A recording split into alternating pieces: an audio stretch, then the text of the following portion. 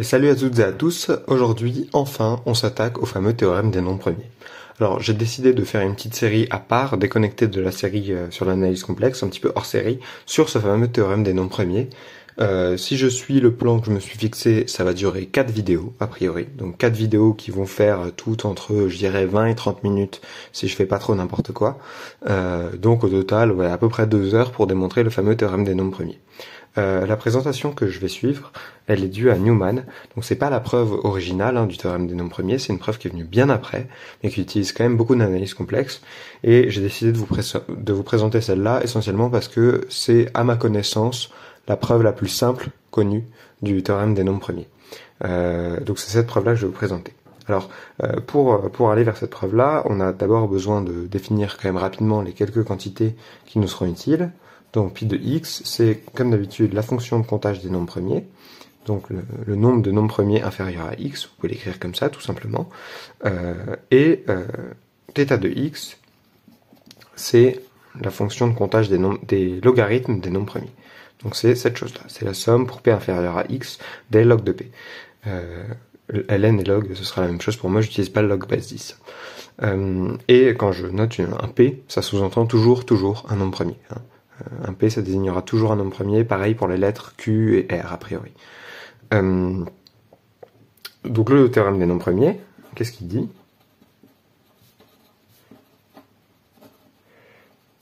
Le théorème des nombres premiers, c'est le théorème qui affirme que pi de x est équivalent, quand x tend vers plus l'infini, à x sur le logarithme de x. Donc encore une fois, c'est le logarithme népérien, il n'y a pas de base 10 ici. Donc c'est ça, le fameux théorème des nombres premiers, et c'est ça qu'on va démontrer.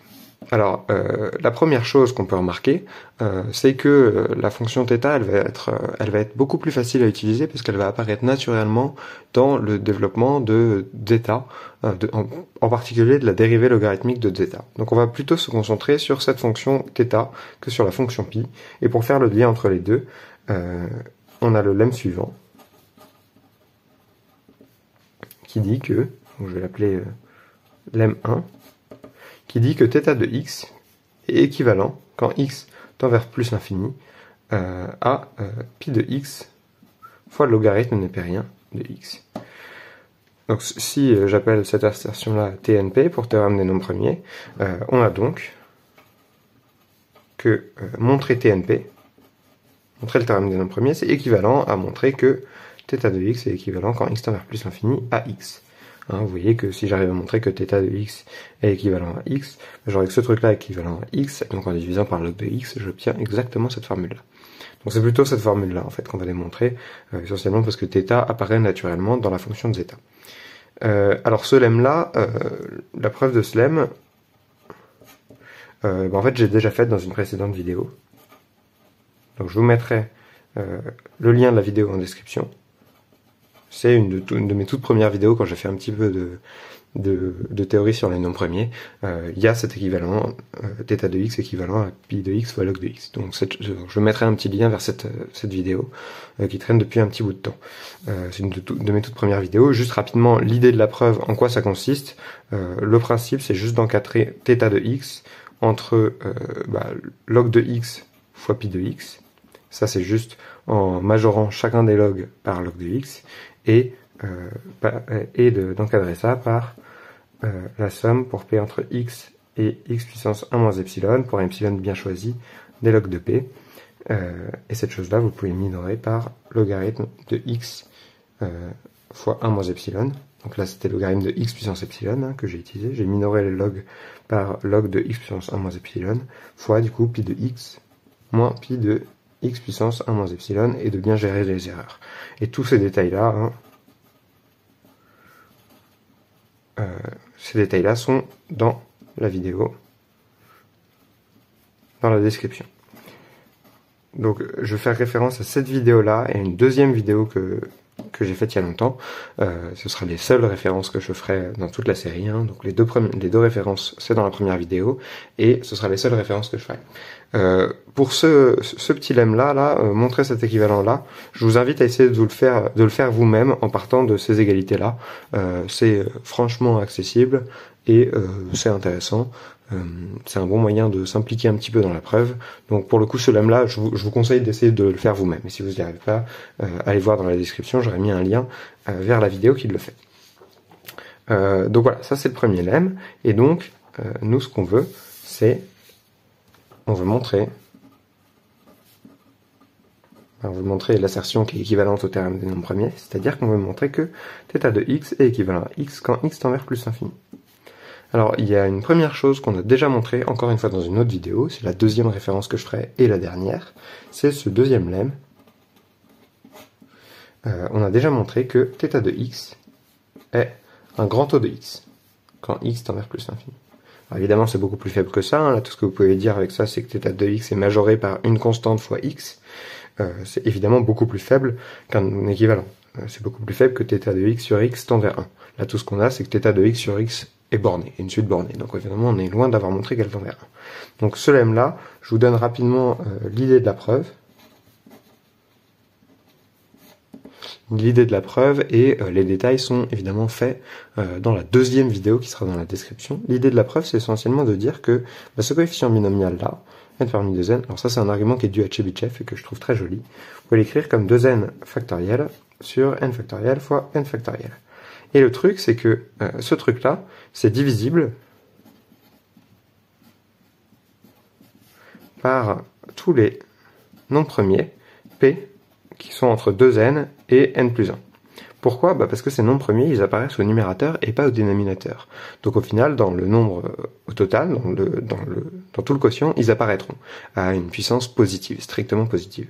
Donc ce truc-là est divisé par tous les nombres premiers qui sont strictement entre n plus 1 et largement en dessous de 2n, donc au sens large en dessous de 2n. Et donc, ce truc-là est divisible par le produit de tous ces nombres premiers. Donc, c'est divisible par ce truc-là. Ça divise 2n parmi n, et en particulier, vous avez que, du coup, il y a une inégalité, hein, évidemment. Donc ça, c'est... pardon, ici, c'est un... Excusez-moi, ici, c'est une inégalité large. Ouais, c'est ça. Ok. Donc ce truc-là, c'est plus petit que ça, et ce truc-là, par binôme de Newton, par exemple, vous pouvez le majorer par 4 puissance n. Ok, bon, là, je fais des majorations larges, les détails sont dans l'autre vidéo en description, et si vous passez au logarithme, vous obtenez que la somme pour p strictement plus grand que n, donc plus grand ou égal que n plus 1, hein, et inférieur ou égal à 2n, des logs de p, ce truc-là, c'est strictement plus petit, c'est inférieur ou égal, pardon, à 4 fois, à n fois log de 4. J'ai pris le logarithme de ce membre-là, et cette chose-là, vous remarquez tout de suite que c'est θ de 2n moins θ de n, et ça, on a dit que c'était plus petit que n fois log de 4, et donc finalement, θ de 2n est plus petit que θ de n plus n fois log de 4. Okay, et cette majoration-là, ça vous permet de majorer θ de 2n en fonction de θ de n, et donc en itérant cette idée-là, vous arrivez à finalement montrer que θ de n est un grand taux de n. Et ça, encore une fois, les détails sont dans la vidéo, donc dans la deuxième vidéo, hein, en description. Voilà, donc ces deux petits lemmes, c'est des lemmes qui sont complètement élémentaires, qui n'utilisent pas d'analyse complexe, et que j'ai déjà traité dans d'autres vidéos, donc je vous invite à aller voir. Ce deuxième lemme-là, vous pouvez essayer de le mettre en place avec les idées que je vous ai montrées là. C'est faisable, c'est un peu plus technique que pour le premier, mais encore une fois, voilà, si vous bloquez, n'hésitez pas à aller voir la vidéo en question. Mais n'hésitez pas quand même aussi à essayer de le faire quand même, parce que ça peut être intéressant. Voilà, donc c'est ça les deux petits lemmes qu'on va utiliser sur toute cette preuve du théorème des nombres premiers. Maintenant, je ferai plus référence à des anciennes vidéos. Et je vais passer tout de suite à l'idée de Newman pour cette preuve. Alors, l'idée de Newman, elle est très astucieuse. Elle consiste à remarquer que si je regarde cette intégrale-là, donc θ de x moins x sur x carré, cette chose-là, vous savez pas si c'est convergent ou divergente. A priori, il n'y a pas de raison de... Le truc, c'est que nous, on veut montrer que θ de x, c'est équivalent à x. Okay, donc vous voyez que si θ de x est équivalent à x, vous allez avoir que ce θ de x moins x est petit. En fait, vous allez avoir que c'est un petit taux de x. Et donc l'intégrande, ce sera un petit taux de 1 sur x. Donc ça sent plutôt bon pour aller dans le sens de dire que si cette intégrale converge, alors θ de x a de bonnes chances d'être équivalent à x. Et en fait, c'est ce lemme-là qu'on va montrer.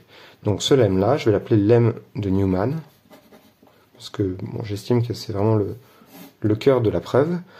C'est l'idée fondamentale de la preuve. Bon, il y aura d'autres idées, notamment celle d'introduire la fonction de zeta, mais ça, c'est des idées qui avaient déjà été trouvées avant la contribution de Newman, notamment par Hadamard et Lavallée-Poussin, qui ont fourni les premières preuves du théorème des nombres premiers. Donc le lemme de Newman, c'est de dire que si l'intégrale ceci converge, alors θ de x est équivalent à x. Et donc, en particulier, on en déduit l'assertion TNP. TNP, c'est le théorème des nombres premiers. Donc TNP est vrai, si vous voulez. Je vais écrire comme ça. Ouais. Ok, donc c'est ça, le lemme de Newman. Et donc le lemme de Newman, une fois qu'on l'aura prouvé, ça nous permettra de juste nous restreindre à montrer que cette intégrale-là converge. Okay, parce que le lemme de Newman nous dira que si cette intégrale converge, alors θ de x est équivalent à x, qui permet de conclure la preuve du théorème des nombres premiers. Donc on va prouver ce petit lemme de Newman. Cette fois-ci, je vais vraiment le prouver, je ne vais pas faire de renvoi. Donc la preuve du lemme. Donc supposons que l'intégrale converge. Donc qu'est-ce que ça veut dire que l'intégrale converge? Ça veut dire que la limite de l'intégrale de 1 à grand N de cette chose-là existe et est finie. Donc supposons que cette intégrale converge et montrons que θ de x équivalent à x. C'est-à-dire que θ de x sur x tend vers 1. Alors comment faire ça? Supposons par l'absurde que ce ne soit pas le cas. Supposons par l'absurde que θ de x sur x ne tend pas vers 1. Alors là, deux choses sont possibles. Soit θ de x sur x va être souvent plus petit que 1, soit θ de x sur x va être souvent plus grand que 1. Pardon. Donc deux choses sont possibles. Donc il existe epsilon strictement positif, tel que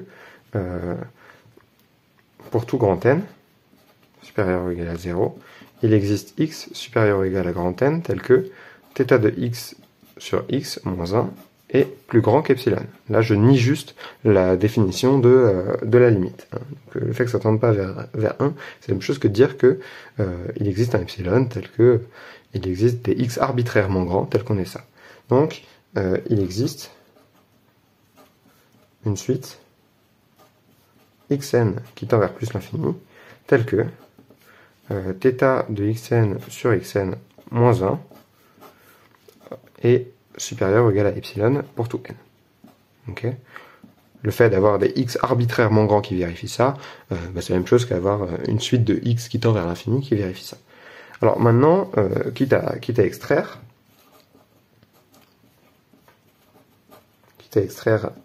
de xn, je peux supposer soit que θ de xn sur xn est plus grand que 1 plus epsilon, soit qu'il est plus petit que 1 moins epsilon. De toute façon, il y a une infinité de xn telle que θ de xn sur xn moins 1 est en module plus grand que epsilon, donc soit il y a une infinité de xn telle que cette différence est plus grande que epsilon, soit il y a une infinité de xn telle que cette différence est plus petite que moins epsilon. Okay, donc quitte à extraire de xn, on peut supposer que l'une de ces deux conditions est réalisée. Pour l'instant, j'ai rien fait de sorcier, j'ai juste déballé la définition de la limite et préparé un raisonnement par l'absurde. Donc, soit on peut avoir θ de xn sur xn moins 1 qui est plus grand qu'epsilon, donc c'est-à-dire pour tout n, θ de xn sur xn moins 1 est plus grand qu'epsilon, soit pour tout n, θ de xn sur xn moins 1 est plus petit que moins epsilon. Okay, donc là, juste, j'ai une infinité de termes tels que l'un des deux soit réalisé. Okay, donc, je peux extraire une suite telle que sur tous les termes, ça c'est réalisé, ou sur tous les termes, ça c'est réalisé. Okay, donc, on a une de ces conditions-là qui est réalisée. Donc maintenant, regardons ce qu'impliquent ces conditions. Donc je vais le faire pour la première. Donc je vais appeler cette condition 1 et cette condition 2. Et je vais dans un premier temps traiter le cas de 1. Donc supposons 1. Et là je vais obtenir une contradiction avec le fait que cette intégrale-là converge, évidemment. Parce qu'on a raisonné par l'absurde en supposant que θ de x sur x ne tendait pas vers 1. Donc supposons 1. Alors, je vais regarder l'intégrale entre xn et 1 plus epsilon xn. Cette intégrale-là, donc de θ de x moins x sur x carré dx. Bon, bah cette intégrale-là, par hypothèse, elle doit tendre vers 0, puisque c'est l'intégrale entre 1 et xn de θ de x moins x sur x carré, moins l'intégrale, 1 plus epsilon ici, moins l'intégrale entre 1 et xn de θ de x moins x sur x carré dx. Okay, donc cette chose-là, ça tend vers l'intégrale de 1 à plus infini, moins l'intégrale de 1 à plus infini, c'est-à-dire 0. Okay, donc quand n tend vers plus infini. Parce que la suite xn tend vers l'infini, évidemment. Donc, notre hypothèse de convergence de l'intégrale de 1 à plus l'infini assure que cette suite-là doit tendre vers 0. Mais en utilisant cette chose-là, on va obtenir une contradiction avec le fait qu'elle tend vers 0. En fait, on va obtenir qu'elle est minorée par une constante strictement positive. Mais, donc, je peux minorer cette chose-là. θ de x moins x sur x carré. Comment je minore ça? Déjà, j'utilise le fait que la fonction θ est croissante, évidemment. Donc ça, c'est plus grand que l'intégrale. Vous revenez à la définition de θ, c'est clair qu'elle est croissante. De θ de xn moins x sur x carré dx. Et maintenant, j'utilise la minoration que j'ai de θ de xn, qui est cette minoration-là. Et j'obtiens que cette chose-là, c'est plus grand que l'intégrale de xn, 1 plus epsilon xn, des 1 plus epsilon xn moins x sur x carré dx. J'intègre cette chose-là. Maintenant, je calcule explicitement ça. Donc, je commence avec 1 plus epsilon xn fois l'intégrale de 1 sur x carré. L'intégrale de 1 sur x carré, c'est moins 1 sur x. Et j'évalue ça entre ça et ça. Et donc, j'obtiens 1 sur xn. Là, je vous laisse vérifier les calculs. Ils ne sont pas spécialement difficiles, donc je les fais un petit peu vite. Et ensuite, moins l'intégrale de 1 sur x. L'intégrale de 1 sur x, c'est le logarithme.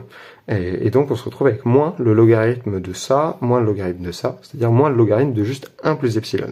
Parce que log de 1 plus epsilon xn moins log de xn, ça fait log de 1 plus epsilon xn sur xn, c'est-à-dire log de 1 plus epsilon. Donc, encore une fois, je passe vite sur les calculs, parce qu'ils sont pas difficiles, et parce que je préférais que vous les fassiez vous, très honnêtement.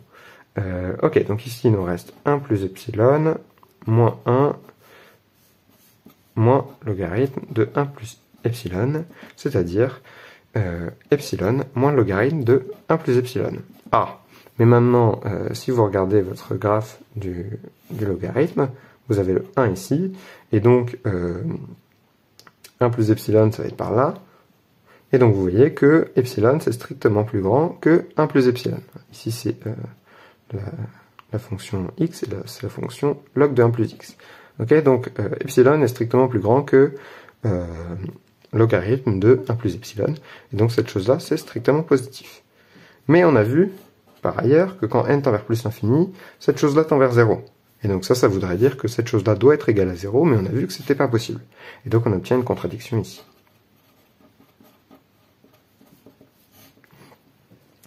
Donc le cas petit 1 ne peut pas avoir lieu. De la même façon, on peut montrer que le cas petit 2 ne va pas avoir lieu. Je vais esquisser la preuve et je vais vous laisser la finir, puisque c'est exactement le même genre de calcul.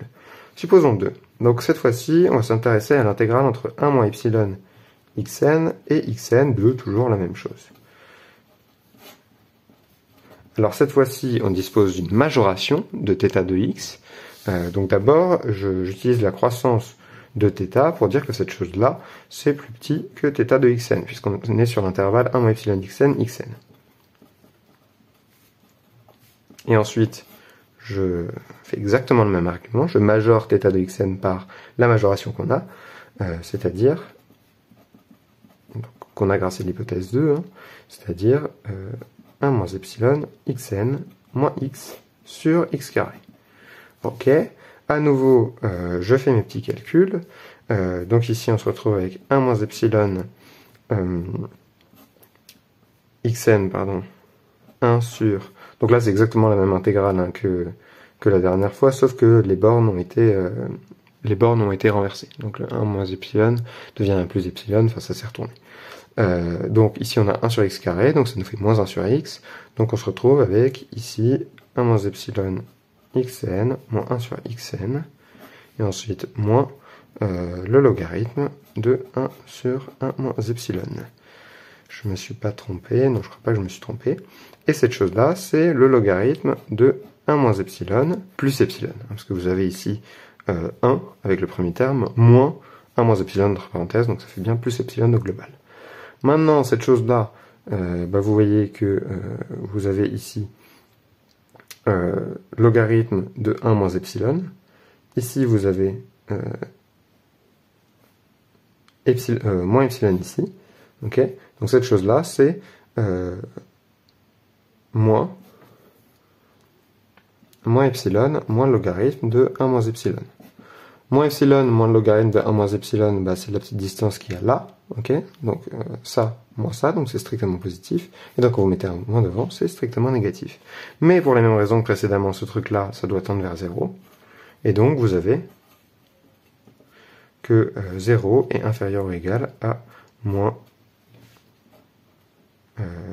epsilon moins le logarithme de 1 moins epsilon, qui lui-même est strictement inférieur à 0, et donc vous obtenez, encore une fois, une absurdité.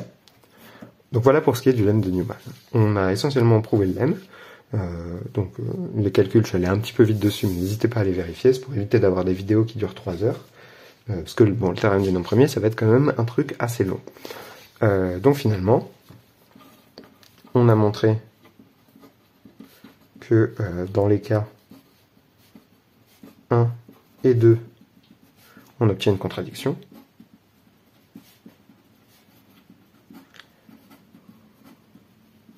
Donc c'était les deux cas possibles, donc c'est que notre hypothèse qu'on a faite par l'absurde était fausse. On a donc montré par l'absurde que θ de x est équivalent à x quand x tend vers plus infini. Et donc finalement, on a prouvé le fameux lemme de Newman qui dit que si l'intégrale entre 1 et plus infini de θ de x moins x sur x carré converge,